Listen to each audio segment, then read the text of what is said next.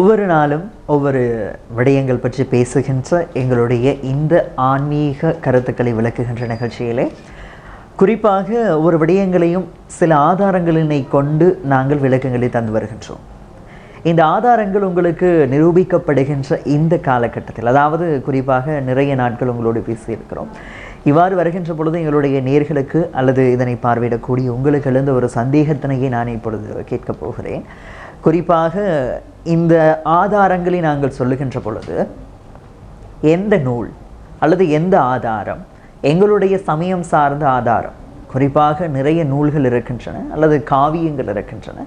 இவ்வாறு பல நூல்கள் சைவத்தை சார்ந்து இருக்கின்றன. இவைகள் பல கருத்துக்களை தருகின்றன. இருந்தாலும் முழுமையாக இந்து தர்மத்தை தரக்கூடிய நூல் இதுதான் இன்றைய தினம் விளக்கத்துக்கு வரப்போகின்ற ஒரு விடயம். அந்த வகையில் ஐயா அவர்களே, நீங்கள் சொல்லுங்கள், இந்த சமயம், அதாவது இந்து சமயத்தின் நூலாக கொள்ளப்படுகின்ற நூல் எது? நல்ல ஒரு அருமையான கேள்வி. அழகாக சொல்லுவார்கள், truth cannot be contained within a book. உண்மையை ஒரு புஸ்தகத்துக்குள் அடக்கிவிட முடியாது. அவை இந்து சமயத்தின் உண்மைகளை தருகின்றது ஒரு நூல் அல்ல, பல நூல்கள். கிறிஸ்தவ வேதாகமத்திலும் கூட ஒரு நூல் அல்ல, 66 புஸ்தகங்கள் சேர்த்து தொகுக்கப்பட்டது தான் இன்றைக்கு இருக்கிற கிறிஸ்தவ வேதாகமம். அதே மாதிரி இந்து சமயத்திலேயும் இதை பற்றி கூறுகின்ற எமது பல நூல்கள். அதாவது எது எமக்கு பிரமாணம் என்று பல தகவல்கள். இது தகவல் யுகத்திலே நாங்கள் வாழ்ந்து கொண்டிருக்கிறோம்.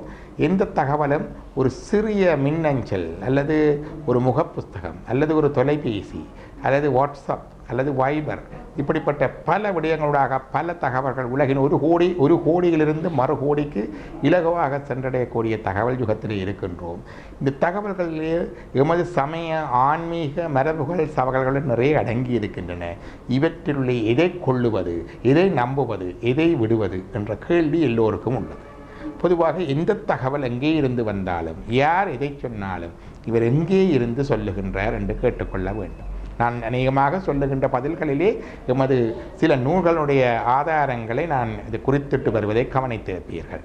அதாவது நமது நூல்களிலே, நாங்கள் சொல்லுகின்ற நூல்களிலே எங்களுக்கு இருக்கிற நூல்களை சொன்னால், ஒன்று வேதங்கள். நமக்கு 4 வேதங்கள் உள்ளன. ரிக்வேதம், யசுர்வேதம், சாமவேதம், அதர்வண வேதம்.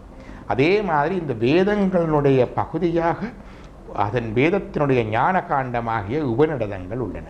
எங்களுக்கு 108 உபநிடதங்கள் அங்கே காணப்படுகின்றன. இதே மாதிரியாக சைவத்தின் சிறப்பு நூல்களாக ஆகமங்கள் உள்ளன. எங்களுக்கு 28 ஆகமங்கள் ஆவணப்படுத்தப்பட்டுள்ளன. இந்த 28 ஆகமங்களுக்கும் 207 உப ஆகமங்கள் உள்ளன. இவற்றை விட எங்களுக்கு 18 புராணங்களும் 18 உப புராணங்களும் உள்ளன. இந்த புராணங்கள் வேதங்கள் போல இந்த வேதங்களுக்கு அங்க நூல்களாக ஆக்சிலரி டெக்ஸ்ட் என்று சொல்லுவோம் 6 நூல்கள் உள்ளன. சிக்ஷை, வியாகரணம், நிருத்தம், கல்பம், சந்தோவிசுதி, சோதிடம் என 6 நூல்கள். இந்த 6 நூல்களின் அமைப்பின்படி சொல்லியபடி செய்வதை ஷாறு என்பதற்கு நாங்கள் சொல்லுவோம் சமஸ்கிருதத்திலே ஷண்முகன் என்றால் 6 முகன், ஷஷ்டி என்றால் 6வது திதி, 6வது நாள்.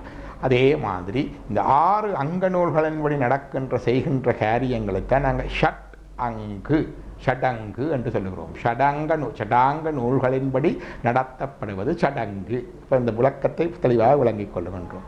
இந்த வேதங்களுக்கு 4 உபவேதங்கள் உள்ளன. ஆயுர்வேதம், மருத்துவம் அதுக்குள்ளே வருகின்றது. தனுர்வேதம், மிலிட்ரி அண்ட் வெப்பனரி சயின்ஸ் அதுக்குள்ளே வருகின்றது. காந்தர்வ வேதம், கலைகள், கவின்கலைகள், பொழுதுபோக்குகள், மற்றது பரதம், மற்றது இசை போன்றவை அதற்குள்ளே வருகின்றது. இதே போல ஸ்தபத வேதம், ஆர்கிடெக்சர், நிர்மாணம், கட்டிட நிர்மாணம், அவை அதுக்குள்ளே வருகின்றது. இப்போ பார்த்தால் இந்த புராணங்கள் அதுக்களுக்கு விட இதிகாசங்கள் எங்களுக்கு உள்ளன. இதிகாசம் என்றால் இப்படி நடந்தது. மகாபாரதம், ராமாயணம் எல்லோரும் அறிந்த 2 இதிகாசங்கள். சிவரகசியம் பலரும் அறிந்திராத ஒரு இதிகாசம் அதுவும்.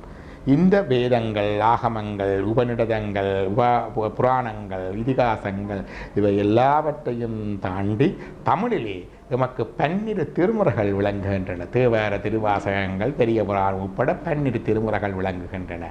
தமிழிலே 3 புராணங்கள் சிறப்பானவை. திருவிளையாடற் புராணம், பெரிய புராணம், கந்த புராணம் என தமிழிலே 3 புராணங்கள் சிறப்புடையவை. தமிழிலே 14 மெய்கண்ட சாஸ்திரங்கள், தத்துவத்தை தூண்டுகின்ற நூல்கள், சிவஞான போதம், சிவஞான சித்திய தொடங்காக பல நூல்கள் 14 நூல்களாக உள்ளன. தமிழிலே இதற்கு பிற்பாடும் வந்த ஞானிய நூல்களாக தாய்மானார் பாடல், அருணகிரிநாதருடைய திருப்புகள் போன்றவை உள்ளன. அத்தோடு நமக்கு சமீபத்திலே வாழ்ந்து வழிகாட்டி சென்ற ஆரவுணாளர் செய்த சைவ வினாவிடை, பாலபாடம் மற்றும் அவருடைய சிவாலய தரிசன விதி, புட்ப விதி போன்ற பல நூல்களும் எமக்கு வழிகாட்டி நூல்களாக உள்ளன. இதைவிட எமக்கு வழிகாட்டிகளாக வந்து எம்முடைய வாழ்ந்து எம்மை வழிகாட்டி சென்ற யோகர் சுவாமிகள், இந்தியாவிலே வாழ்ந்து எம்மை சமீபத்தில் வழிகாட்டி சென்ற ரமணர் போன்ற ஞானிகளுடைய வாக்குகள் உள்ளன. இவை அவ்வளவும் எமக்கு பிறமான நூல்கள் ஆகின்றன.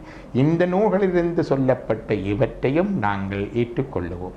இந்த நூல்களை ஆதாரம் காட்டாமல் சொல்லும் இதனையும் நாங்கள் சற்று ஆராய்ந்து பார்த்துத்தான் சொல்ல வேண்டி இருக்கும். ஆகவே எமது சமயத்தின் நூல்கள் என்பது இப்பெரிய பரப்பில் அமைக்கும். இந்த நூல்கள் எல்லாம் இறைவனிடமிருந்து தான் அடிப்படையில் தோன்றியவை. வேத 4ம் 18 புராணங்களும் 6 அங்க நூல்களும் விரித்தார்க்கு இடம் என்று சிவனை சம்பந்தர் பாடுகின்றார். புராணங்கள் கூட வியாசர் பாடி கூடியது என்று சொன்னாலும் கூட இறைவனிடமிருந்தே புராணங்கள் வந்ததாக எமது நூல்கள் சொல்லுகின்றன. கந்த புராணம் சொல்லுகின்றது, நாதனார் அருள்வரு நந்தி தந்திட. நாதனார் என்பது சிவன். அவருடைய அருள் பெற்று நந்தி தேவர் அதை கொடுக்க, கோதிலா சனற்குமர முனிவன் கூறிட. சனற்குமர முனிவர், தட்சிணாமூர்த்திக்கு கீழே 4 ரிஷிகள் இருப்பதை பார்த்திருப்போம். அந்த 4 ஒருவர் சனற்குமரர். அவர் அதை எடுத்து சொல்ல, வாதநாராயண முனி வகுப்ப. வாதநாராயண முனி தான் இந்த வியாச முனிவர். அவர் இந்த புராணங்களை, வேதங்களை வகுத்தது போல 18ஆக வகுக்க, அவர் அதை சொல்ல சூதமுனிவர் ஓதியது சொன்னது 36 தொல்கதை. 18 தொல்கதை புராணங்களை தொன்மங்கள் என்று தமிழ் இலக்கிய நிலவிலே தற்போது குறிப்பிடுகின்றார்கள். இந்த 18 புராணங்களும் என்று சொல்லப்படுகின்றது. இவைதான் எமது சமயத்தின், இந்து மதத்தின், சைவத்தின் பிறமான நூல்களாகும்.